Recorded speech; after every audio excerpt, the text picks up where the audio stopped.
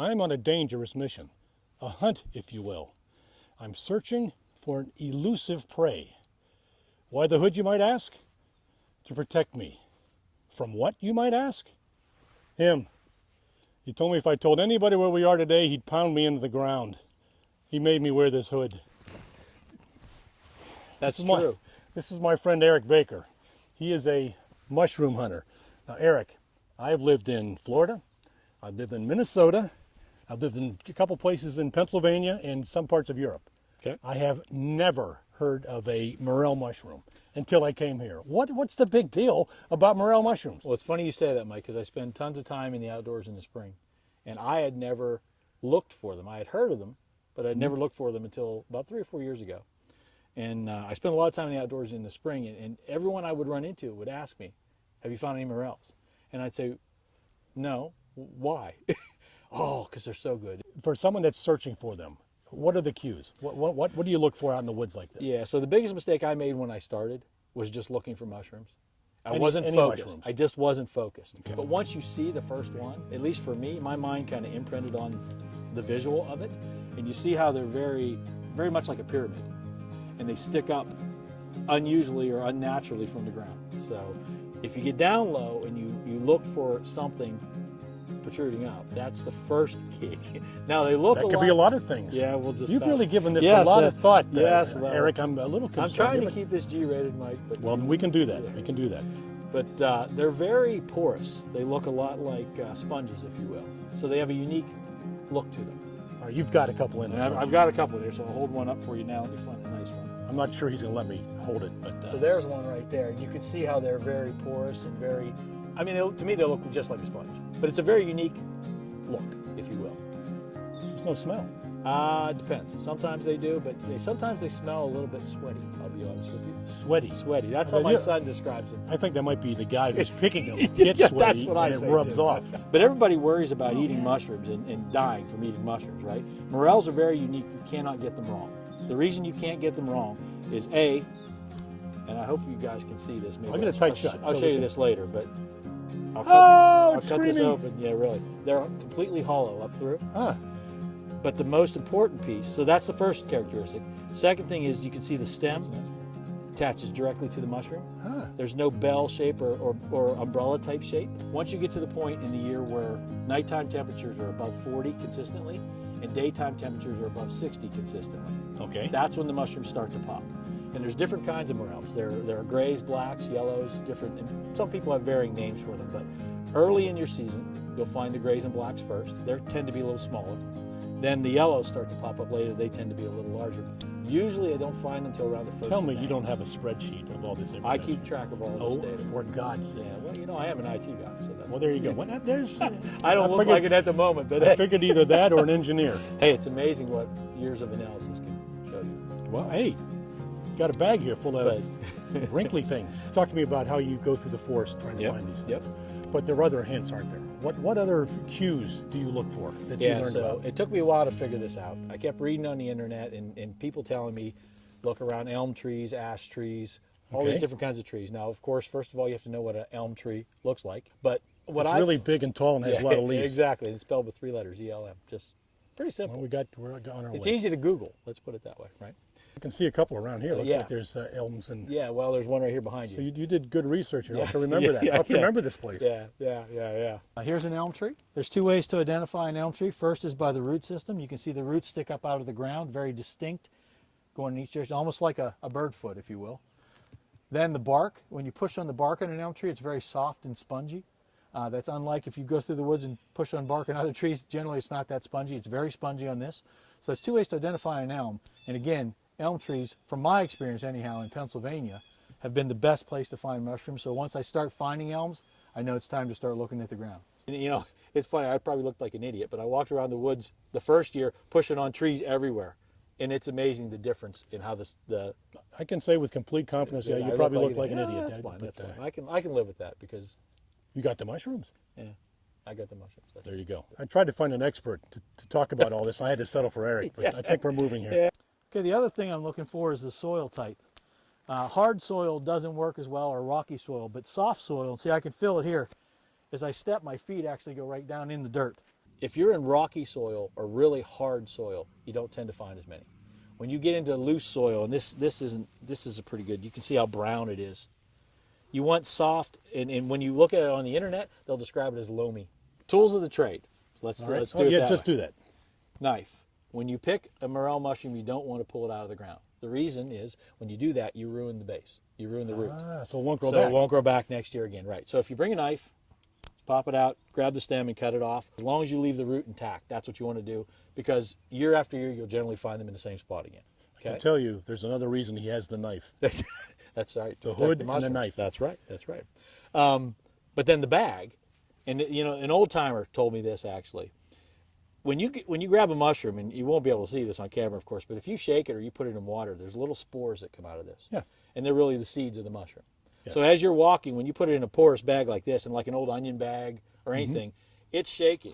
And you see them Oh yeah, I falling can out? see it falling right here. You can see all those falling out. What that does is that supposedly, and I'm just repeating what I was told, propagates the species. So Well, I see some stuff moving down. Oh, those must be ticks. well, there's All right, good. also, and we'll get to this in Ticks. cleaning and preparing your mushrooms when you get home, but there are little fleas on them. all the Fleas? time.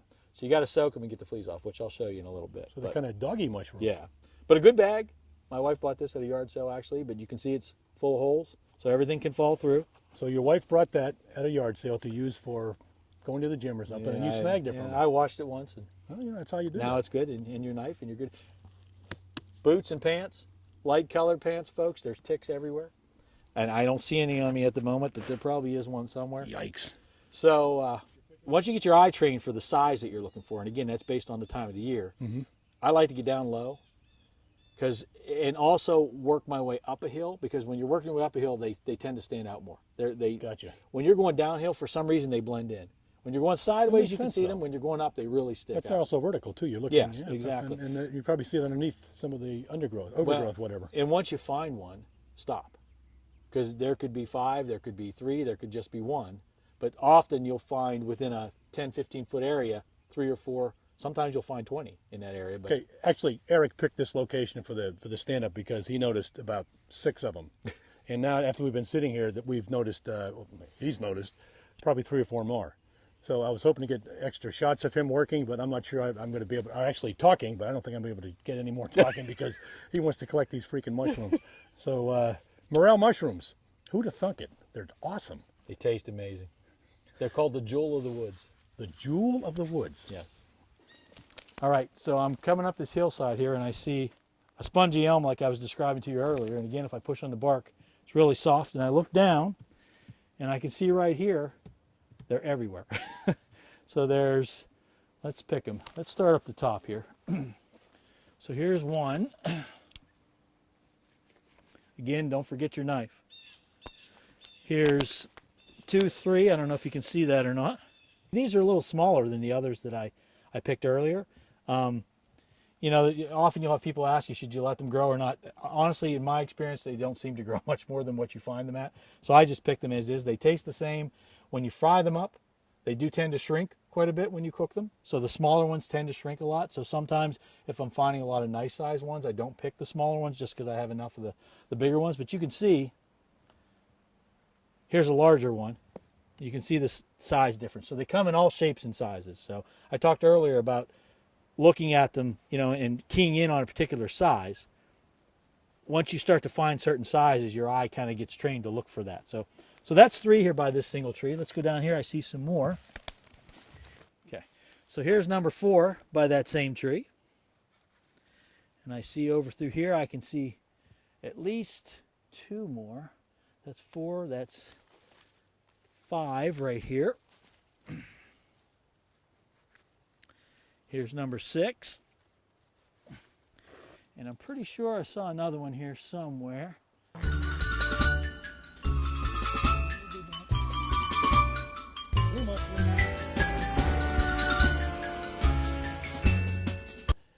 I was worried about bringing him on this shoot because I knew this was going to happen.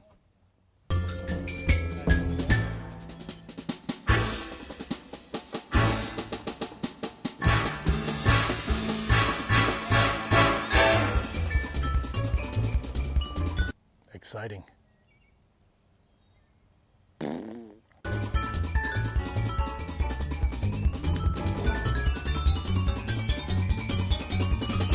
be honest, Eric doesn't have many friends.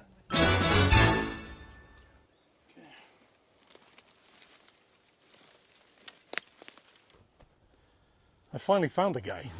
It's like a little kid. All right, why don't you come up here? We got. Well, I don't got a know if whole- you guys could hear me talking or not, but as I wandered through the thick stuff over here, I found a whole pile of fairly nice yellows. But what I was going to mention is that I went through that same spot 5 days ago and found nothing. So those grew in 5 days. And not only that, there's probably half a dozen that have already wilted and started to die. So that's actually a good point. Let's mention that real quick. When they grow straight up. When they start to die, they'll wilt right over to the side and they'll be laying on the ground. So that's when you know they're about at their end. So if someone was going to experiment and try to let them grow, once they're wilted, you're done. You really like mushrooms, You understand. don't you? You understand what I'm saying, Mike, don't you? What is the next step? What do you do? What do you do after you get them in the bag and you've shaken them and Yep. you've got pores everywhere? I'll put them in a big bowl of water, put some salt in. Not heavy salt water, but just enough salt that you make a little bit of a brine, if you will. Okay. And what that does, Why salt? well, it kills the bugs off. So well, there it you tends go. to pull there's little fleas all over them. And I've heard them called mushroom fleas or morel No. fleas. So I don't know So if that's a true. the fleas like the mushrooms too. Yes. Yeah. And the other thing is, when you get them, when I clean them, I always cut them in half first before I put them in the bowl. Because a lot of times when you cut one in half, and remember we looked at how they were hollow before, there'll be a worm up inside of them. A worm. I've seen red worms. I've seen worms that I don't even know what they are. Yikes. But different kind of bugs up inside, just living in there. That's not So you good. cut it open, you just pick them out. And there's 2 ways to cook them. Well, there's multiple ways, but 2 ways that are most common. I do them in a frying pan with butter, pepper, salt. I put garlic on mine. I like garlic on it. Butter and salt and pepper is good enough. You know, whatever your taste is, right? The other way people do it a lot is they'll roll them in egg and then roll them in breadcrumbs or cracker crumbs. Oh, interesting. And then fry them up like that. There's a bacteria in them. Ah. So if you don't cook them hard enough, it won't make you sick, but it'll give you indigestion. It'll tear you up a little bit, to put it bluntly. So cook them well. And what I always say, when you cook them, they'll shrink. But they're rather limp and floppy. Okay, here we go again. Can't say anything around this guy. Because my age, he does this to me. As you cook them, they start to get a little harder and like, not crisp, Okay. but more firm. And they get brown. That's how I know they're done. And I want to say that for one pan, it'll take me 15 minutes to cook them. So we've got a half a bag of mushrooms left. You've been cutting these up and putting them in the salt water, or you Yep. put them in water first. Put 'em in water. I see you got your salt there. Got my salt, got just regular table salt. So it's just straight across. You cut Just straight cut them across. straight down the middle. I cut them in half, basically. I've cut a few open where it was like molded inside, Ah. and I didn't want to eat that, so I just threw it away. Well, does it matter what Plus, temperature they the are water foam, is? so- You need warm water, hot water? I do cold water. Cold water? Cold water. Cold water wash? Yep. And then it's a snip, snip, Very cut, simple, cut. Very simple cut. Sometimes the tops I'll just. So yeah, so when you cut your mushrooms, you have to look at them. If you see a bad spot on it, it's like anything else that's with fruit or vegetable. Exactly. You cut off the bad stuff and you put the good stuff in there. And you'll notice most of them aren't bad. There's very few. Yeah, it's just a. And, It's a pretty. It's such a strange consistency. It is. It's a It honeycomb, like a coral reef almost. Yeah. Honeycomb, I think, is the best description I can think of for. I And like. look at the I like difference in honey. shape. I like coral reef. Yeah. Look at the difference Oh yeah, in shape. Look how it's like a little tall and Christmas narrow. tree. Yep. So you really get into this. I'm starting to catch Oh, the yeah. fever. Oh yeah. Mike will be over tomorrow saying, "Where are we going next?" I'm trying to see if you see any fleas. I don't see any fleas yet. My mushrooms have Yeah. fleas. If there's any They do. I'll tell ticks you in what. there. And you know, after they soak for 2 hours, I'll take them out and I'll put paper towels out and I'll let them lay in the paper towels to air dry. And you'll come back and there'll be a couple fleas crawling around. Huh. So a couple survived through it. So Well, Eric, I want to thank you. You're That was a lot of fun. It was an welcome. education. Enjoyed it. And now that I know where you get these things, I'll find some way to not go back. we were in Maryland today.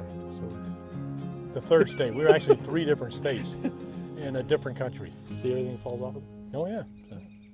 You can give your wife back her bag now. Yeah.